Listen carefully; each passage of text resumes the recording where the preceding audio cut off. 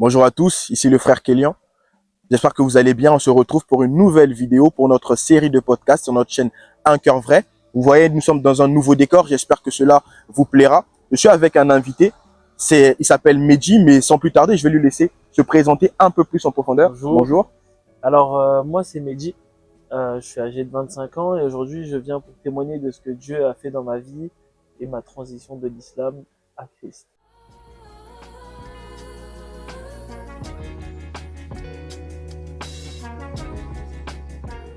Gloire à Dieu, on aura le temps d'en revenir. Avant de pouvoir rentrer un peu plus dans les détails, j'aimerais savoir déjà d'où tu viens, c'est quoi en fait, c'était quoi déjà tes premiers apports simplement avec la religion? Est-ce que tu as toujours été dans une religion?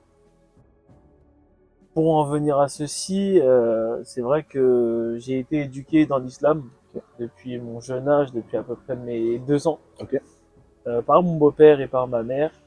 Donc on m'a inculqué vraiment que l'islam depuis que je suis petit, mais sans forcément avoir un exemple très concret.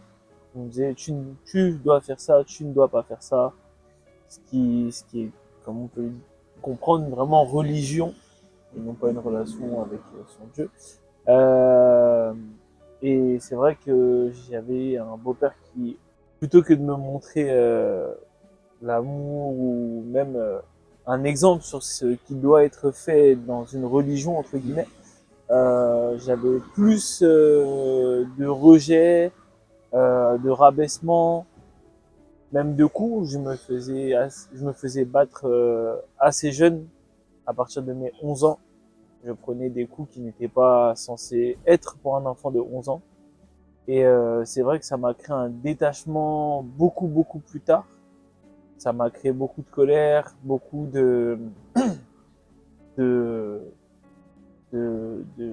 manque d'affection, on va dire. Je recherchais de l'amour, je recherchais l'amour paternel, je recherchais de l'amour chez beaucoup de personnes que je ne trouvais pas, ni ma famille, ni même les gens à l'extérieur.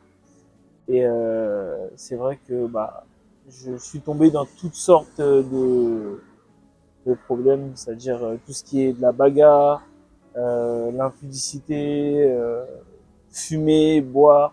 Et c'est vraiment des choses qui ont été très compliquées pour moi à cette période-là. Donc si je comprends bien, en fait, si tu es arrivé à tomber dans toutes ces dérives, c'est parce que à la base, en fait, tu essayais de trouver un réconfort, une issue de secours à ce que tu vivais dans ta famille. C'est ça, tout à fait. Mais est-ce que tu as pu trouver cela, du coup, dans ces dérives-là, où en fait, ça n'a fait qu'empirer les choses? Du tout. J'ai cherché, je me suis même impliqué dans l'islam. Je faisais mes 5 prières qu'on appelle salat, euh, les 5 prières par jour, le ramadan, tout ce qui s'ensuit, l'aumône, etc. Mais ça n'avait rien changé. Enfin, je voyais pas de changement. Je cherchais une paix et une appartenance aussi, une appartenance en soi. Et je ne l'ai jamais trouvé jusqu'à présent dans l'islam en tout cas. Gloire à Dieu. Alors, après cela, qu'est-ce qui s'est passé avec tes relations familiales? Est-ce que ça allait de mal en pire ou justement le fait que tu sois encore un peu plus assidu, pouvait donner une image à ton beau-père de la pratique musulmane et du coup arrêter par exemple ces violences-là? Euh, pour mon beau-père, en fait, comme je n'étais pas son fils, même si j'étais impliqué dans l'islam, lui, vraiment, on peut dire qu'il s'en foutait. C'était vraiment dès que je faisais une connerie ou quelque chose qui n'est pas en accord avec lui, je prenais des coups, même si je faisais, on va dire, toute la semaine, je faisais ce qui était bon selon la religion, mais le moindre écart, je prenais des coups à tout va. Et c'est vrai que mes relations familiales allaient de mal en pire parce que j'avais beaucoup de rejet. Ma mère était acceptait ces choses et, euh, et ce qui me faisait énormément mal au cœur à ce moment-là. Là, tu viens de parler de ta mère, mais ta mère aussi, elle était dans l'islam ou pas du tout?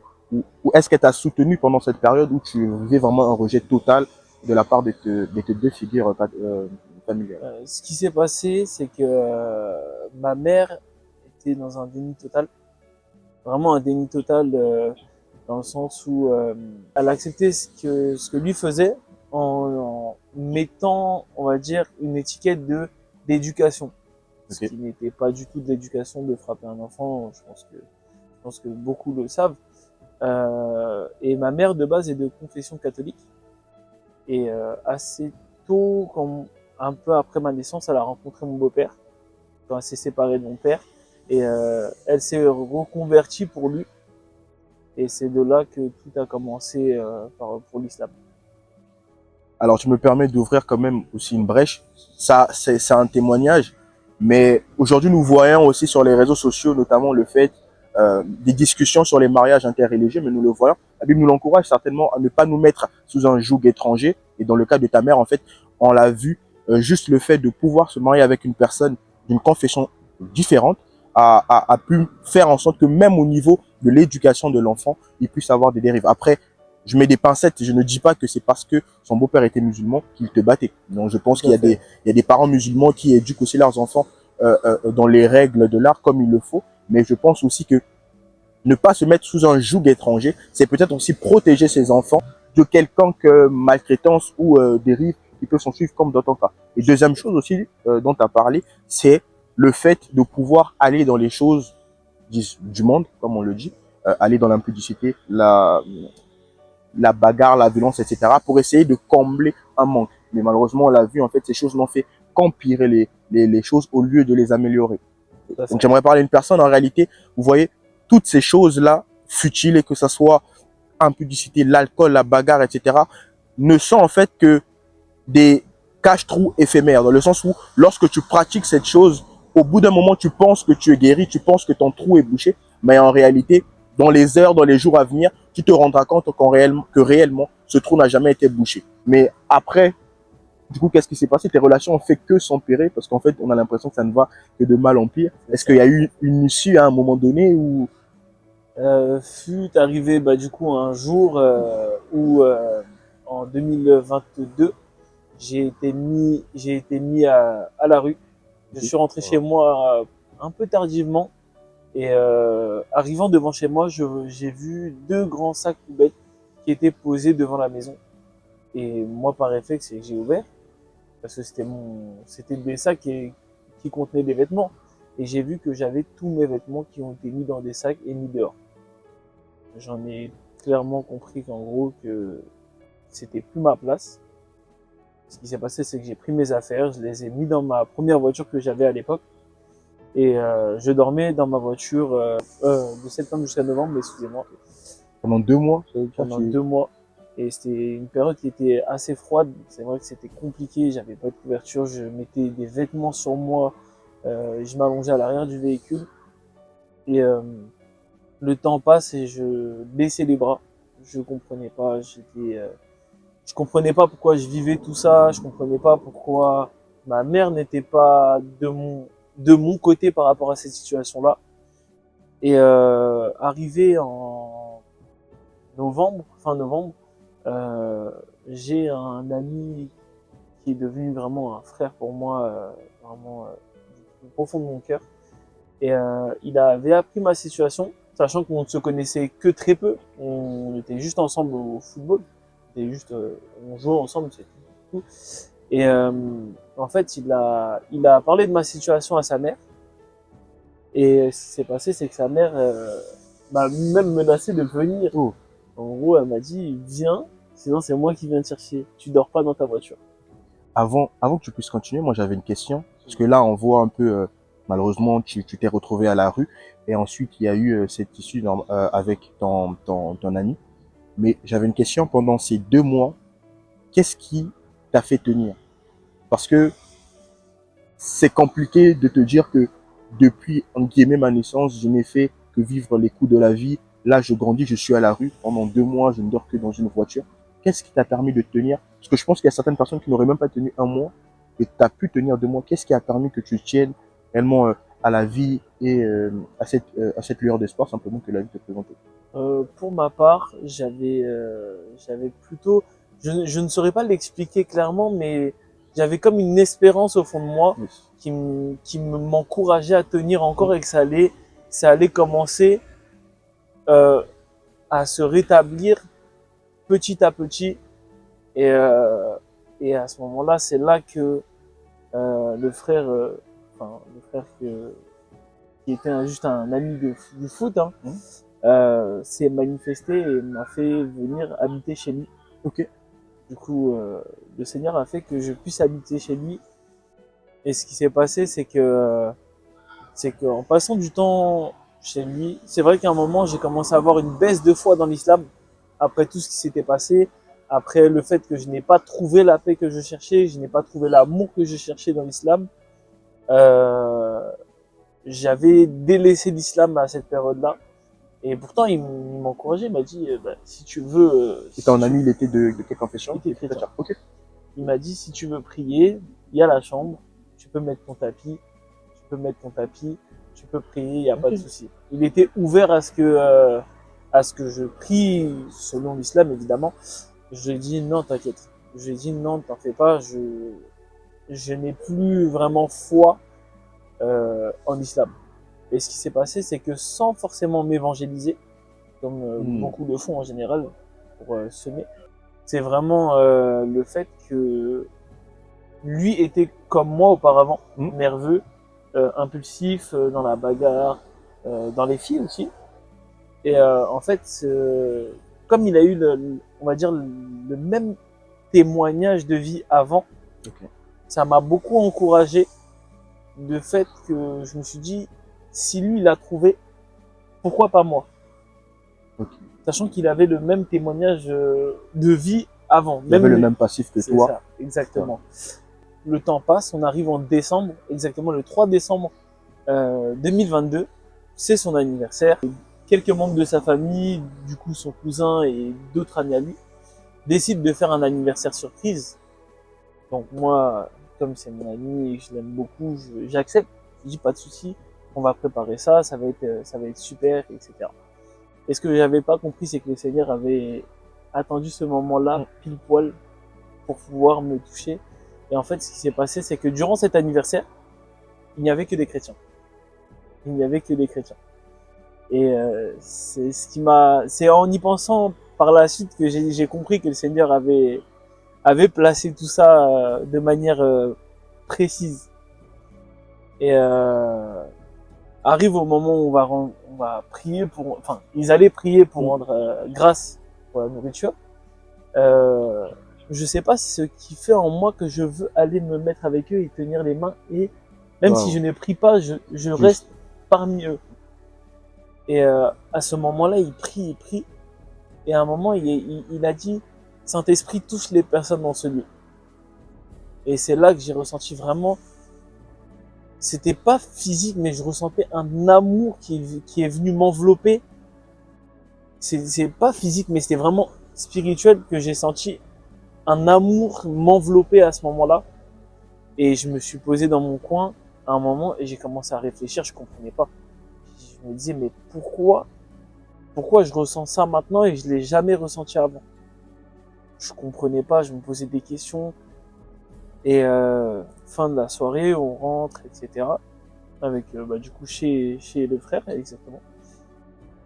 Et le lendemain, je lui pose ces questions-là, je lui dis mais je comprends pas pourquoi j'ai ressenti de l'amour à ce moment-là, mais pas venant de quelqu'un Yes. d'entre vous, Hmm. mais quelque chose de plus fort, plus grand qu'un être humain. Et en fait, ce qui s'est passé, c'est qu'il m'a expliqué clairement, il m'a dit le Saint-Esprit t'a touché. Et à ce moment-là, je n'arrivais pas tout de suite à y croire. Parce que je me disais, comment le Saint-Esprit a pu me toucher si moi je ne crois pas? Tu vois? Et en fait, il m'a dit, le Saint-Esprit, justement, va faire ça pour que tu y crois. Yes. Et là, c'est là que j'ai compris. J'ai été tellement loin de la vérité. Pourquoi aujourd'hui, Dieu voudrait venir me voir alors que j'ai péché pendant des années, des années, des années. J'ai commis énormément de transgressions, de péchés. J'ai fait du mal à des gens. Et je comprenais pas. Et il m'a expliqué qu'il est venu te chercher. il est venu te chercher, il est venu te montrer son amour pour que tu puisses croire en lui et que tu puisses être sauvé par lui. Yes. Amen, amen. C'est incroyable ce que tu dis. On va revenir sur quelques points, si tu le veux bien, notamment la phase où tu dormais dans ta voiture. Je t'ai posé cette question, qu'est-ce qui te faisait tenir? Et tu sais, très souvent sur cette terre, et là je vais même parler à une personne, c'est ce qui fait que nous arrivons à défaillir, c'est pourquoi? C'est parce que nous vivons souvent corps, âme, esprit. Pourquoi? Il y a une règle très simple dans la vie, ce n'est même pas une règle chrétienne ou autre, c'est une règle très simple, c'est ce qui est plus proche de nous va plus nous atteindre que ce qui est éloigné. Pour parler de la pandémie même, de l'épidémie Covid-19 à l'époque, lorsque l'épidémie a commencé, elle était dans un autre continent, les Européens n'étaient pas forcément intéressés par ce qui se passait. Ils entendaient parler d'une épidémie, mais sans plus. Et lorsqu'on est passé au stade de pandémie, la crainte a pris tout le monde avec le confinement et autres. Pourquoi je dis cela? C'est parce que lorsque tu vis corps, âme, esprit, la chose en toi qui sera le plus proche des choses terrestres, ça sera ton corps. Enfin, la chose en toi qui est plus proche des choses terrestres, c'est ton corps. Et lorsque tu vis corps, âme, esprit, tu auras la fâcheuse tendance à être influencé par ce qui est autour de toi. Lorsque les choses n'iront pas bien, lorsque la détresse arrivera, malheureusement, comme ton corps a la primauté sur le reste, tu arriveras à défaillir. Mais lorsque tu vis à l'inverse, esprit, âme et corps, ton esprit est en contact avec l'esprit de Dieu. Donc même lorsque ton corps arrive à défaillir, ton esprit qui est connecté aux réalités d'en haut, lui ne peut défaillir et te fortifie. Pourquoi je te dis ça? C'est que je pense que, comme la Bible nous dit, la foi est une ferme assurance des choses qu'on espère et une démonstration de celles qu'on ne voit pas. C'est qu'il y avait peut-être une foi qui est en train de naître en toi sans forcément savoir. Tu ne savais pas ce qu'il y avait devant, tu ne savais pas ce qu'il y avait pour le lendemain. Mais je pense qu'il y avait une foi. Le Seigneur commençait déjà à opérer ce travail-là justement pour pouvoir faire le travail qu'il a fait avec toi lors de l'anniversaire. Et franchement, c'est incroyable ton témoignage parce qu'on voit réellement comment Dieu peut orchestrer toute chose, même lorsqu'on ne le sait pas. Tu as quitté la maison, le domicile familial, ça a été forcément dur, mais derrière ce changement de lieu, il y avait une rencontre qui aujourd'hui a changé ta vie. Ça me rappelle encore l'histoire d'Abraham qui, en quittant la maison de son père, pouvait s'attacher aux promesses de Dieu. Donc c'est très fort ce qui s'est passé. Mais après, du coup, ta rencontre avec le Seigneur, quand tu l'as rencontré lors de l'anniversaire de ton ami, c'était quoi les étapes après? Parce que dans ton témoignage, ce qui est marquant, c'est que tu as eu quand même à vivre énormément de choses, que ce soit au niveau de la famille, que ce soit même dans ta vie, les difficultés et autres. Je n'ai pas fait de la médecine, mais il y a une chose que j'ai pu découvrir, c'est que l'une des choses qui tue le plus, c'est l'hémorragie interne. Tu vas comprendre pourquoi j'en parle. Parce qu'une hémorragie interne, on ne la voit pas forcément, on ne la découvre pas forcément. On la découvre souvent lorsque ça arrive à un niveau critique. Et même si c'est vrai que tu as rencontré le Seigneur, etc., mais deux fois, tu avais encore des blessures. Tu as eu à vivre du rejet, tu as eu à vivre des combats, des luttes, on peut le dire. Tu as eu à vivre aussi une vie en déphase avec la volonté de Dieu. Mais qu'est-ce qui s'est passé après cette rencontre avec Dieu? Est-ce que ces blessures ont ressurgi? Est-ce que tu peux nous en dire plus? Tout à fait. C'est vrai qu'en arrivant au Seigneur, ma marche avec le Seigneur n'a pas été tout de suite, comment dire, droite dès le début. Okay. J'avais encore ces combats entre les femmes, l'impulsivité, Okay. une colère, souvent au volant. J'avais encore des problèmes aussi sur le mensonge à l'époque. Et le Seigneur a réussi à me faire comprendre que ce n'est pas grave, je suis là pour t'aider. Et en fait, ce qui s'est passé, c'est qu'au travers de cet ami, Okay. qui est devenu un frère, et d'ailleurs, la Bible nous le dit dans le livre de Proverbes, Proverbes au chapitre 17, au verset 17, l'ami aime en toutes circonstances, yes, et se montre un frère dans les épreuves. Yes. Et il s'est montré vraiment comme un frère dans mes épreuves, dans mes combats contre, si je puis dire, la chair, parce que c'est la chair qui provoque ces combats. Il a su ne pas me blâmer pour ces choses. Il a su m'encourager sur ces choses. Il a su m'édifier sur ces choses par la même occasion. Et au fur et à mesure du temps, il n'a pas compté les fois où il m'a blâmé, où il m'a encouragé, pardon. Et à force de ces choses, de me montrer l'amour de Dieu, ces choses, petit à petit, se sont effacées en moi. Ok. Et ça a été vraiment comme ça le processus afin de commencer à avoir une marche qui plaît à Dieu. Même aujourd'hui, je dirais encore, hein, on a tous chacun quand même des combats, mais le Saint-Esprit qui vit en nous nous permet de transformer ces choses. Amen, amen. C'est encore un peu plus incroyable ce que tu racontes parce que la Bible nous parle du vieil homme. En fait, c'est cet être en nous encore qui nous pousse justement à faire des choses qui sont en déphase avec la volonté de Dieu. Et ce vieil homme, faut le tuer constamment, tous les jours, un peu plus encore, pour vivre une vie à la volonté de Dieu. Et franchement, le caractère de ton ami qui est devenu un frère est juste à souligner. Pourquoi? Parce qu'aujourd'hui, on a la fâcheuse tendance de juger, de condamner, d'accuser, mais on n'a pas la même facilité à relever. C'est ça. On n'a pas la même volonté à pardonner, on n'a pas la même facilité à tirer vers l'avant. Et je pense que si nous tous, même chrétiens, on pouvait adopter cette marche-là, plusieurs personnes nouvellement venues dans la foi mais même pas encore dans la foi, pourraient vivre une vie agréable à Dieu comme tu as eu à le vivre. Et en parlant de ça, il y a une autre chose quand même qui m'a aussi marqué dans le témoignage, c'est lorsque tu étais chez lui, il n'est pas venu dans la confrontation en te disant « moi ici, pas de ça » ou même « moi ici, je suis chrétien, faut que tu viennes à l'église avec moi, etc. » Au lieu de dire qu'il est chrétien, il te l'a montré par ce qu'il faisait. Par sa vie. Justement, en fait, par sa vie a plus parlé que ses mots, en fait. Et juste, en fait, par sa vie, toi-même, tu t'es dit que c'était un modèle à suivre, en fait. Et c'est quelque chose, peut-être que si toi aussi, tu calquais ta vie à sa vie, justement, tu pouvais devenir comme lui. Et c'est incroyable. Là, je parlerai plus à un chrétien qui est zélé par l'évangile, par l'évangélisation. Je pense que, au-delà de dire même qu'on est chrétien, au-delà d'annoncer Christ, nous pouvons aussi l'annoncer avec notre vie. Nous pouvons aussi l'annoncer par ce que nous faisons, à l'image de l'ami, du frère de notre invité de ce jour. Nous pouvons, peu importe où nous nous trouvons, dans nos lieux de travail, à l'école, peu importe, par notre vie, nous pouvons annoncer Christ au monde. Alléluia. Amen. Et du coup, aujourd'hui, tu es toujours dans la foi. Aujourd'hui, avec du recul, qu'est-ce que tu peux tirer? Quelles sont les leçons que tu peux justement tirer de toutes ces épreuves par lesquelles que tu es passé? Et est-ce que tu as un mot à dire à justement quelqu'un qui pourrait passer par ces mêmes choses-là par lesquelles tu es passé?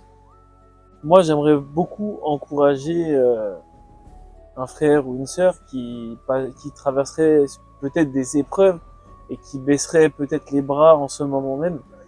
La Bible, dans le livre de Jacques, au chapitre 1, versets 1 à 2,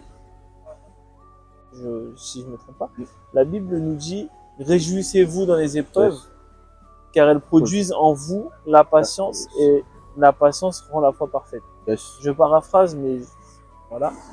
Et vraiment, ces épreuves transforment vos cœurs, transforment votre foi aussi. Et c'est une manière aussi de montrer à Dieu que peu importe les épreuves, peu importe le rejet autour de vous, vous aimez Dieu. Vous aimez Dieu et vous voulez rester auprès de Dieu. C'est une parole, c'est une façon de parler à Dieu. Amen, amen, amen, amen. Et surtout, certainement quand la vidéo sortira, on ne sera plus dans ces temps. Aujourd'hui où nous filmons, nous sommes au lundi de Pâques. Et dans cette période pascale, justement, j'aimerais dire à une personne, c'est que la volonté de Dieu, c'est que tu sois réellement près de lui. La Bible nous dit c'est un chapitre un passage que nous connaissons tous, Jean 3,16, car Dieu a tant aimé le monde qu'il a donné son Fils unique afin que quiconque croit en lui ne périsse point, mais ait la vie éternelle. Amen. Deuxièmement, dans la version parole de vie, la Bible pouvait dire que Dieu a donné son Fils unique afin que quiconque croit en lui ne périsse point loin de Dieu, mais vive avec lui pour l'éternité. Amen. Donc en fait, même la perdition dont nous parle la Bible, ce n'est pas simplement une perdition sur le fait de mourir ou avoir une vie en déphase avec la volonté de Dieu, mais cette perdition, en réalité, c'est le fait d'être déconnecté de Dieu. Amen. Et Amen. par ce témoignage, ce que nous voulons vraiment que tu puisses retenir, c'est que Dieu t'aime et que sa volonté, c'est que tu sois auprès de lui. Certainement, tu passes par des épreuves, certainement, tu passes par des combats, par des difficultés, mais toutes ces difficultés-là ne sont peut-être qu'une orchestration de Dieu afin que tu sois encore plus près de lui. ne baisse point les bras, ne baisse point les bras, car Dieu veut vraiment que tu sois à ses côtés. Certainement, si tu tombais sur cette vidéo, ce n'est pas un hasard, c'est que tu es en questionnement, ou même simplement l'algorithme fait que tu tombes sur cette vidéo, mais c'est une occasion que Dieu te donne, c'est une occasion par laquelle Dieu passe pour te dire qu'il t'aime, qu'il attend que tu reviennes auprès de lui. Que ce soit par cette vidéo, que ce soit par le conseil, par le soutien d'un ami, mais Dieu veut que tu sois auprès de lui. Et dans le passage de Jean que je viens de citer, la Bible nous dit, car Dieu a tant aimé le monde. Nous comprenons par là, c'est que Jésus, c'est la manifestation tangible de l'amour de Dieu. Notre frère l'a vécu, l'a expérimenté de manière tangible. Et en plus, ce qui est drôle, c'est que tu l'as expérimenté pendant une prière de nourriture. J'ouvre une parenthèse, c'est que des fois, au travail, on a même honte de prier pour la nourriture, alors qu'on ne devrait pas. Dieu peut même passer par ces occasions-là pour évangéliser quelqu'un. Tout à fait. Vraiment, les voies de Dieu sont insondables, comme on dit. Et même juste par ce moyen-là, quelqu'un peut être évangélisé. Je ferme la parenthèse. Juste pour dire, c'est que Jésus, c'est la manifestation tangible de l'amour de Dieu. Et Jésus, c'est vraiment cette manifestation-là qui nous permet de voir, de ressentir de manière palpable l'amour de Dieu. Amen. Amen. Donc, qui voit cette vidéo, n'abandonne pas, comme notre invité vient de le dire, n'abandonne pas. Dieu te tend la main. Accepte-la. Enfin, me dit, peut-être que tu as quelque chose à rajouter, ou je pense qu'on arrive au terme de cette vidéo.